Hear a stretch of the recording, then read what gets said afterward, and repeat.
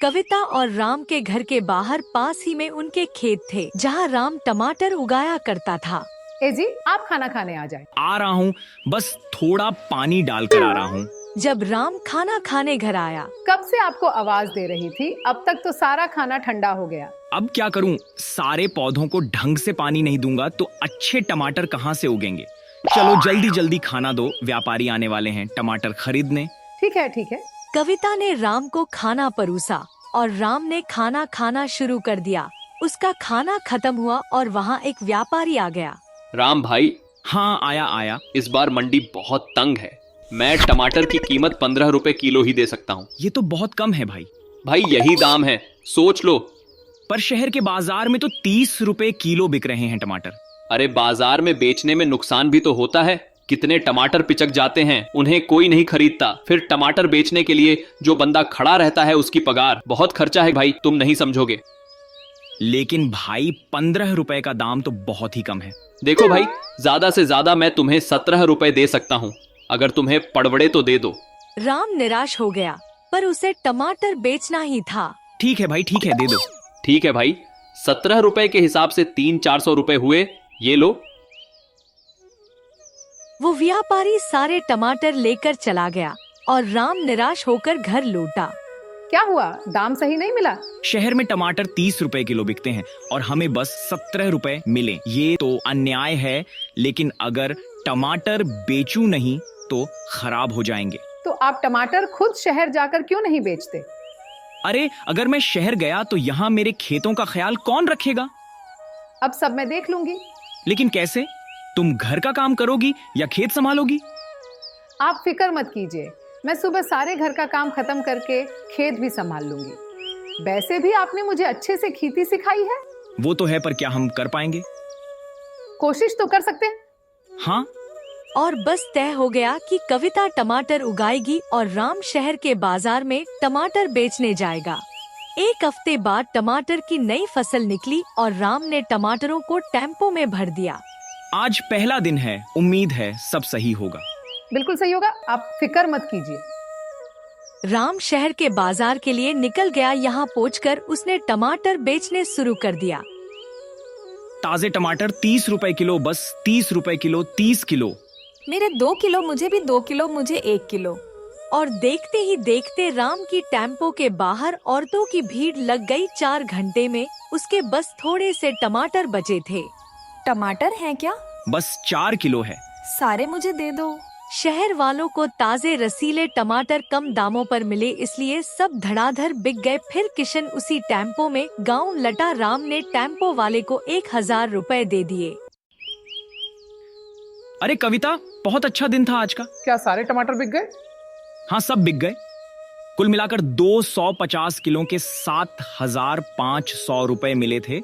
1000 रुपए टेम्पो वाले को दिए तो कुल बचे हैं 6500 रुपए। वाह, आज तो मजा आ गया। ये हुई ना बात। एक चीज मैंने देखी कि शहर की औरतें टमाटर चुनते वक्त बस लाल लाल टमाटर ही चुनती हैं। तो हमें कुछ ना कुछ तो करना चाहिए ना टमाटरों को और लाल करने के लिए। गूगल पे ढूंढते हैं, कुछ ना कुछ जरूर मिलेगा। राम ने गूगल पर सर्च किया और उसे एक वीडियो मिला। तो ये पाउडर छिड़कना होगा टमाटरों के पौधों में। ये कहाँ मिलेगा? पर शहर में कहीं ना कहीं तो मिलेगा ही। आप कल चले जाएंगे, ढूंढ कर ले आए। ठीक है, कल ही जाता हूँ। अगले दिन राम वापस शहर आया। उसने वो फर्टिलाइजर ले लिया। भाई, इसका कोई नुकसान तो नहीं है ना? अरे भाई, ज्यादा मात्रा में मत डालना। जितना पैकेट पे लिखा है ना वैसे ही डालना। हाँ ठीक है। राम वो केमिकल फर्टिलाइजर लेकर अपने घर लौटा। कविता उसका इंतजार कर रही थी। ये लो केमिकल फर्टिलाइजर। दुकानदार ने बोला है जितनी मात्रा लिखी है उतना ही डालो, जरा भी अधिक नहीं। इस केमिकल फर्टिलाइजर से बड़े बड़े टमाटर उगेंगे। मतलब आकार भी बढ़ेगा? हाँ, देखो कविता, हमारे खेतों के लिए बस 2 मुट्ठी केमिकल फर्टिलाइजर काफी है। ठीक है, मैं याद रखूंगी। अगले दिन राम ने खुद टमाटर के खेतों में केमिकल फर्टिलाइजर छिड़कने लगा। देखो कविता, हमारे खेतों के लिए बस 2 मुट्ठी केमिकल फर्टिलाइजर काफी है। ठीक है, मैं याद रखूंगी। फर्टिलाइजर डालने के कुछ ही दिनों बाद पौधों पर बड़े बड़े लाल रसीले टमाटर उगे हुए थे। देखो कितने बड़े बड़े टमाटर हैं इस बार, लगभग 350 किलो टमाटर निकाले हैं। बाप रे, हमें तो बहुत मुनाफा होगा ना। हाँ चलो, अब मैं शहर जाता हूँ इन्हें बेचने के लिए। तुम इस फर्टिलाइजर को पानी में मिलाकर छिड़क देना, पर मात्रा याद रखना। ठीक है, मैं याद रखूंगी। राम सारे टमाटरों को टैम्बो में भरकर चला गया। यहाँ कविता को खेतों में फर्टिलाइजर छिड़कने थे। 2 मुट्ठी से इतने बड़े टमाटर निकले हैं, मैं एक और मुट्ठी मिला देती हूँ और ज्यादा अच्छी फसल होगी। कविता ने 3 मुट्ठी केमिकल फर्टिलाइजर पानी में मिलाकर टमाटरों के पौधों पर छिड़क दिया। अगली फसल पहले के टमाटरों से ज्यादा बड़ी थी। वाह वाह, ये क्या मस्त चीज है। फिर क्या था, कविता हमेशा जरूरत से ज्यादा केमिकल फर्टिलाइजर पानी में मिलाकर पौधों पर छिड़का करती थी। हमें कुछ समय के लिए केमिकल नहीं डालना चाहिए। लेकिन क्यों? इससे भला क्या नुकसान होगा? ये तो बहुत अच्छी चीज लगती है। कविता, जरूरत से ज्यादा कोई भी चीज हानिकारक होती है। तुम अगली 2 फसलों में केमिकल फर्टिलाइजर मत डालना। ठीक है, जैसा आप बोले। कविता ने राम को बोल तो दिया था, पर उसके मन में था कि वो और केमिकल फर्टिलाइजर यूज करें, और इसलिए राम के मना करने के बावजूद भी कविता ने पौधों पर केमिकल फर्टिलाइजर छिड़के। कुछ महीनों तक सब कुछ ठीक था, पर धीरे धीरे टमाटर के कुछ पौधे मरने लगे।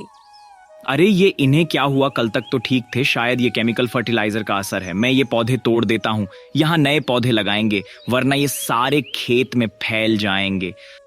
राम ने मरे हुए पौधों को उखाड़कर वहाँ नए पौधे लगाए, पर अगले दिन वो पौधे भी मर चुके थे। ये राम, ये क्या हुआ? ये ऐसे क्यों मर रही है? कृषि वैज्ञानिक को बुलाकर लाता हूँ। देखिए, ये पौधे कल ही लगाए थे और आज इनका ये हाल है। ठीक है, मुझे मिट्टी की जांच करनी होगी।